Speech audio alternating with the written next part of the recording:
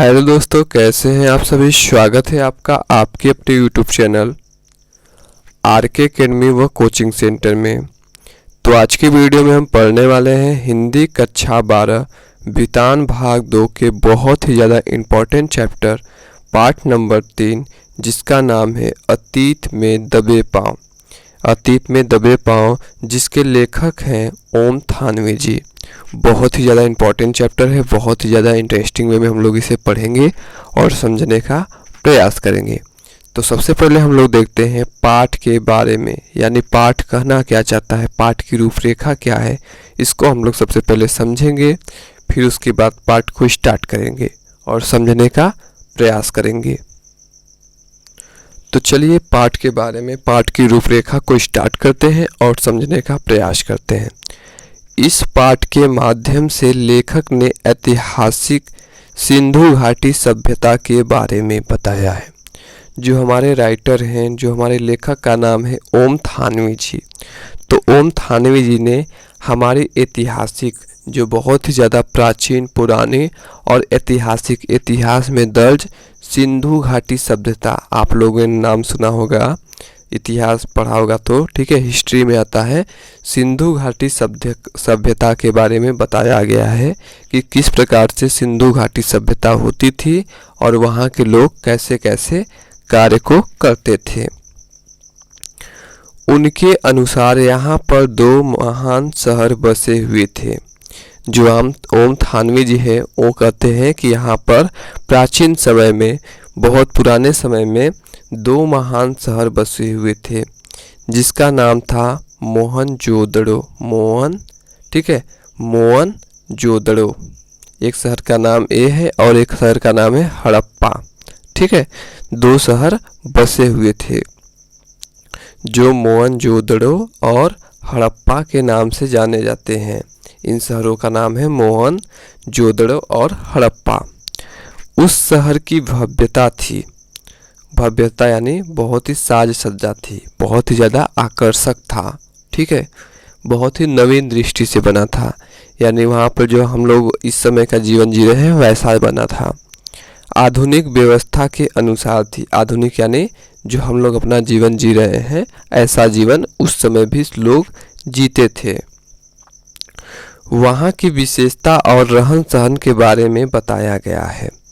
जो सिंधु सभ्यता है, ठीक है, सिंधु घाटी की सभ्यता है, वहाँ का जो जीवन था, ठीक है, और वहाँ का जो रहन सहन था, लोग कैसे रहते थे, लोगों में कौन कौन सी बातें पाई जाती थी, लोग कैसे अपना मकान बनवाते थे, कैसे लोग अपना रहने का व्यवस्था करते थे, इन सब बातों के बारे में बताया गया है और बताया गया है कि किस प्रकार से शहर था। तो चलिए अब हम लोग पाठ के बारे में चलते हैं, यानी हम लोग पाठ के बारे में पढ़ चुके हैं। अब पाठ के अंदर की बातें जो हैं उसे समझते हैं हेडिंग बाय हेडिंग। तो चलिए स्टार्ट करते हैं। तो हमारा सबसे पहला हेडिंग है सिंधु सभ्यता का इतिहास, यानी सिंधु सभ्यता में क्या चीज़ें हुई थी ये देखते हैं। सिंधु सभ्यता है, उसका इतिहास कौन सा है। पाठ में सिंधु सभ्यता का वर्णन किया गया है। जो पाठ हमारा है सिंधु सभ्यता से लिया गया है और सिंधु सभ्यता के बारे में बताया गया है। यह पाकिस्तान के मोहनजोदड़ो और हड़प्पा के शहर में बसा हुआ है। जो सिंधु सभ्यता है कहाँ कहाँ बसा हुआ है, मोहनजोदड़ो और हड़प्पा जो शहर है, ये 2 शहरों में खुदाई की गई तो यहाँ पता चला कि यहाँ लोग रहते थे, यहाँ लोगों की बस्तियाँ थी, यहाँ नगर बसे हुए थे। ठीक है, तो कहाँ पे है, पाकिस्तान के मोहनजोदड़ो में है और हड़प्पा में है। इनकी जनसंख्या लगभग 58,000 के आसपास रही होगी। ठीक है, इनकी जनसंख्या ने यानी लोगों की संख्या कितनी थी, 85,000 के लमसम रही थी। ठीक है, 85,000 के लमसम थी। यह बड़ी बड़ी गलियों, ठीक है, यह बड़ी बड़ी गलियों और इमारतों के बीच उस समय का सबसे बड़ा शहर रहा होगा। देखिए ये बहुत सारा पुराना बात है, ठीक है, पुरानी चीज़ें हैं। तो उस समय 85,000 की संख्या बहुत ज़्यादा होती थी। तो कहा जा रहा है कि उस समय का सबसे बड़ा शहर रहा होगा। यानी जब जब बहुत साल पीछे जनसंख्या सबसे कम होती थी तो 85,000 लोगों की जनसंख्या बहुत अधिक रही होगी। इस समय तो इंडिया की पॉपुलेशन लगभग बहुत ज़्यादा है। ठीक है, आगे देखते हैं।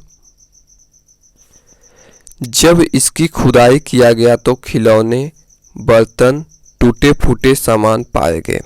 देखिए, जब वैज्ञानिकों ने, ठीक है, जो वैज्ञानिक होते हैं, जो हिस्ट्री से रिलेटेड वैज्ञानिक होते हैं, उन्होंने जब इसकी खुदाई किया गया तो क्या हुआ कि यहाँ पर खिलौने पाए गए, बर्तन पाए गए, टूटे फूटे सामान पाए गए। ठीक है, जो लोगों द्वारा यूज किए जाते थे, प्रयोग में आते थे। इससे ठीक है, इससे जाहिर होता है कि योजना के अनुसार बनाया गया था।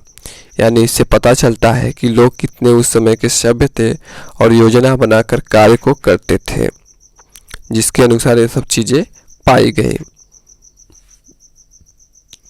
अब हम लोग देखते हैं सेकेंड हेडिंग जो हमारा है, बौद्ध स्तूप व नगर। उस समय बौद्ध धर्म का प्रचार था। ठीक है, तो बौद्ध स्तूप बनाए गए थे और नगर बनाए गए थे। तो किस प्रकार से थे, चलिए स्टार्ट करते हैं।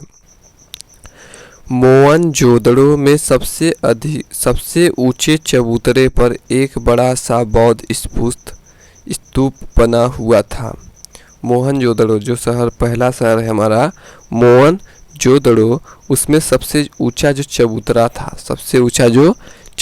था उस पर एक बड़ा सा बौद्ध स्तूप बना हुआ था। ठीक है, बौद्ध स्तूप माने जो बौद्ध धर्म का, ठीक है, थोड़ा सा होता है दर्शन वाला स्थान, उसे कहते हैं बौद्ध स्तूप। करीब 25 फीट ऊंचे चबूतरे पर बना हुआ बड़ा सुंदर प्रतीत होता है। और ये 25 फीट ऊंचे, ठीक है, चबूतरे पर बना हुआ था, जो उस समय का सबसे बड़ा चबूतरा माना गया है। ठीक है, जब 1922 में खुदाई किया गया तो यह निशान पाया गया। और कब खुदाई किया गया, 1922 में खुदाई किया गया कि यहाँ पर देखा जाए कि यहाँ पर किस प्रकार से लोग रहते थे। तो यहाँ खुदाई करने पर हमें बौद्ध स्तूप मिला और वो 25 फुट ऊंचा था। वैज्ञानिकों के अनुसार यह सबसे पुरानी, वैज्ञानिक लोग बताते हैं कि यह सबसे ज़्यादा पुरानी सभ्यता है। ठीक है, यह सबसे ज़्यादा पुरानी सभ्यता है, इससे पुरानी कोई सभ्यता नहीं है। जैसा आज के समय व्यवस्था है, ठीक उसी प्रकार से सिंधु सभ्यता की भी है। यानी आज के समय में हम लोग जो व्यवस्थाएं यूज कर रहे हैं, जो हम लोग खा पी रहे हैं, जो हमारा मकान का ढंग है, तरीका है, ठीक है, और भी बहुत सारी चीज़ें, ओढ़ने पढ़ने का तरीका है, खिलौने का तरीका है, खिलौने और बर्तन, ये सब का जो तरीका है वो उस समय भी व्यवस्था की गई थी। कब की गई थी, सिंधु सभ्यता के समय भी ऐसी ही व्यवस्था थी जैसा अब है। और सिंधु सभ्यता को देखने से लगता है जैसे यह भारत का लैंडस्केप है। और जब हम सिंधु सभ्यता को देखते हैं तो उसे देखने भर से ऐसा लगता है कि यह भारत का लैंडस्केप जैसा प्रतीत होता है। आगे हम लोग देखते हैं अमीर लोगों की बस्तियाँ। सिंधु सभ्यता में भी अमीर और गरीब लोग हुआ करते थे।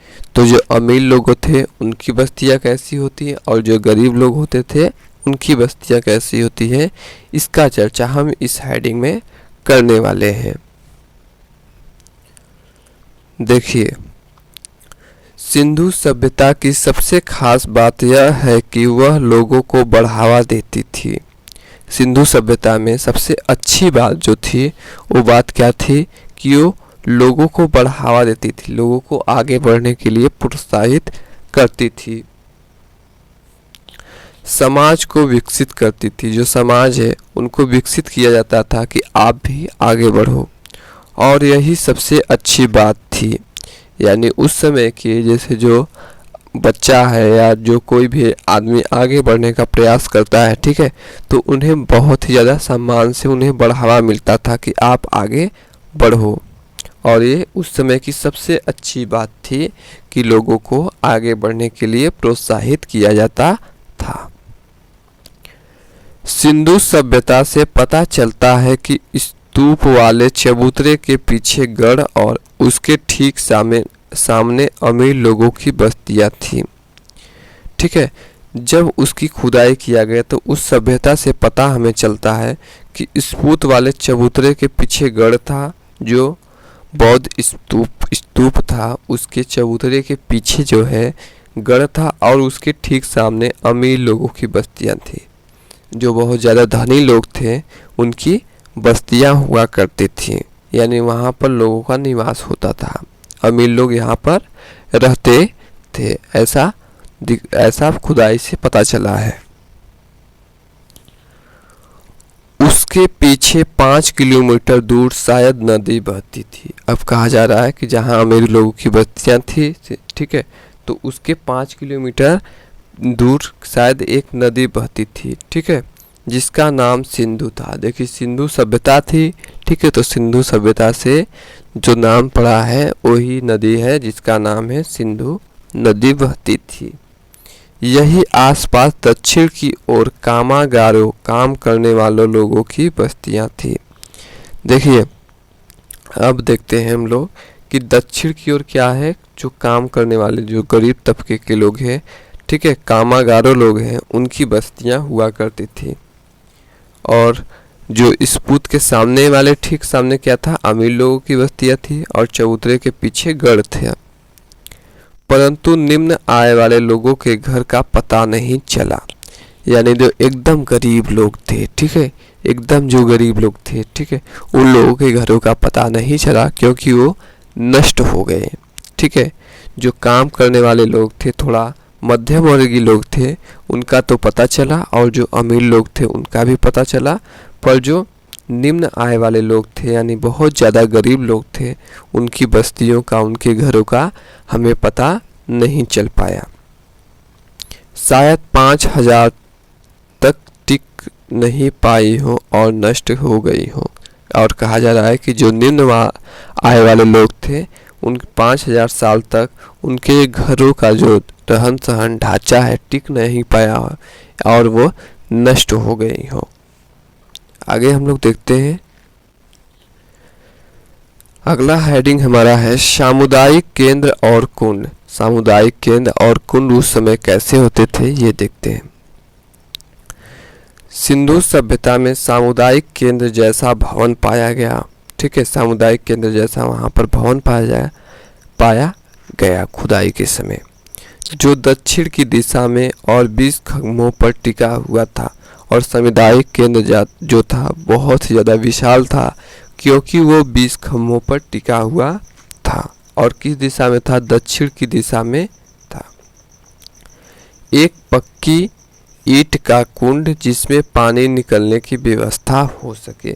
और क्या पाया गया, एक पक्की ईंट वाला कुंड भी पाया गया जिससे पानी की निकासी हो सके, पानी के निकलने की व्यवस्था हो सके, ऐसा भी पाया गया।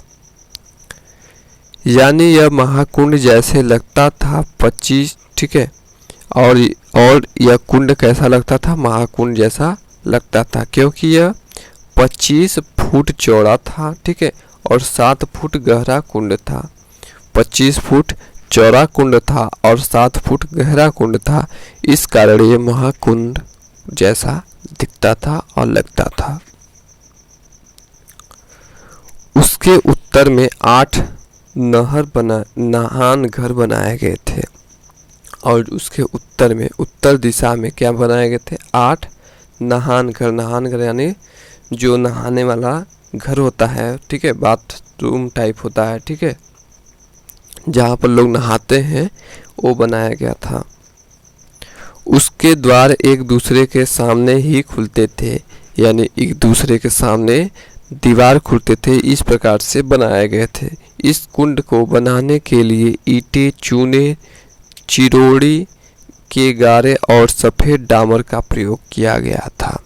यानी इस कुंड को बनाने के लिए जो आधुनिक इस समय लोग प्रयोग करते हैं वही ईंट, चूना और चिरोड़ी का गारा का प्रयोग किया गया था, जो आज के समय प्रयोग होता है, और यही चीज़ आज के समय में भी प्रयोग होता है। ठीक है, आगे हम लोग देखते हैं खेत और फसल की क्या स्थिति थी।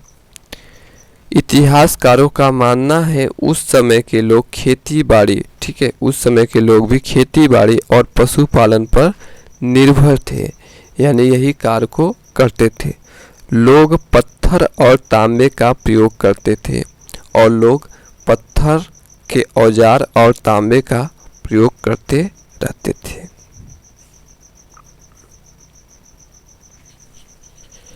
क्योंकि उस समय लोहे का आविष्कार नहीं हुआ था, उस समय लोग पत्थर और तांबे का प्रयोग करते थे, क्योंकि उस समय लोहा का आविष्कार नहीं हुआ था।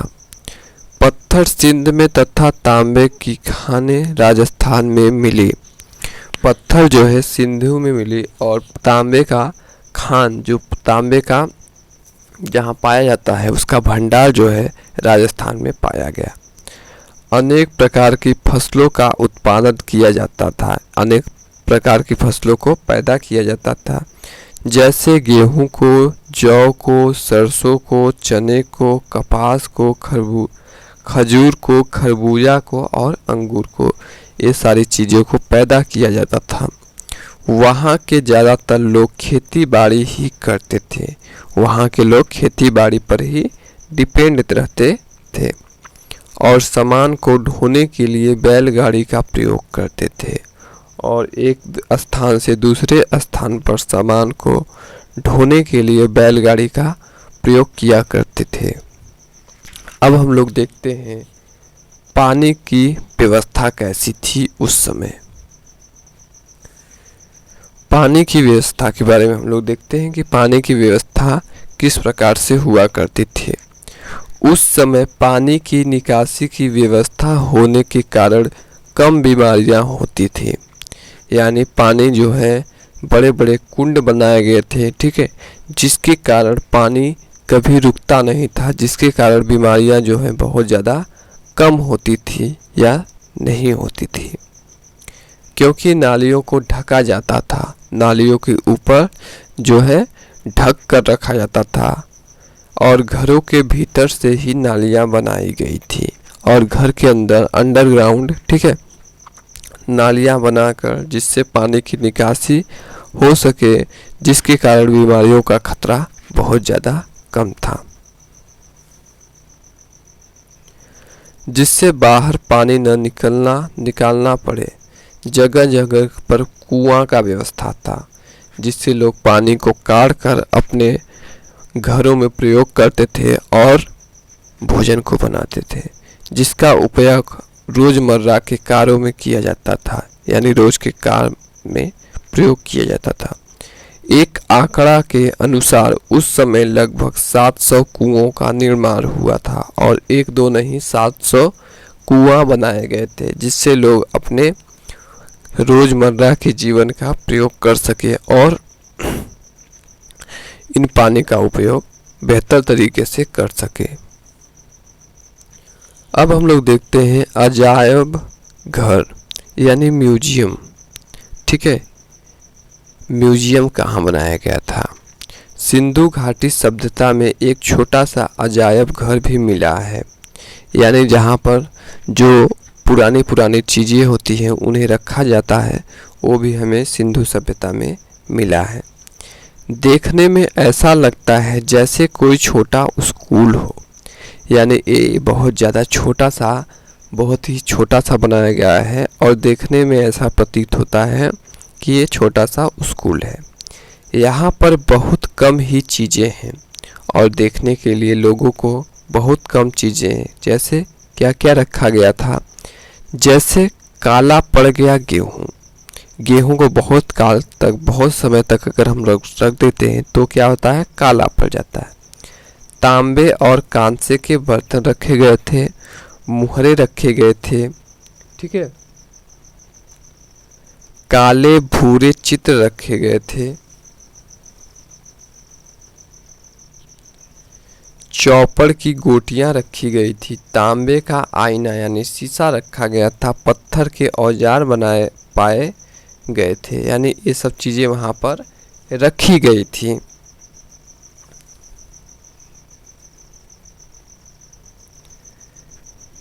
यहाँ पर कुछ गहने जो सोने के थे चोरी हो गए, और कुछ गहनों को भी रखा था गया था जो सोने के थे देखने के लिए, फिर बाद में क्या होता है कि वो चोरी हो जाते हैं।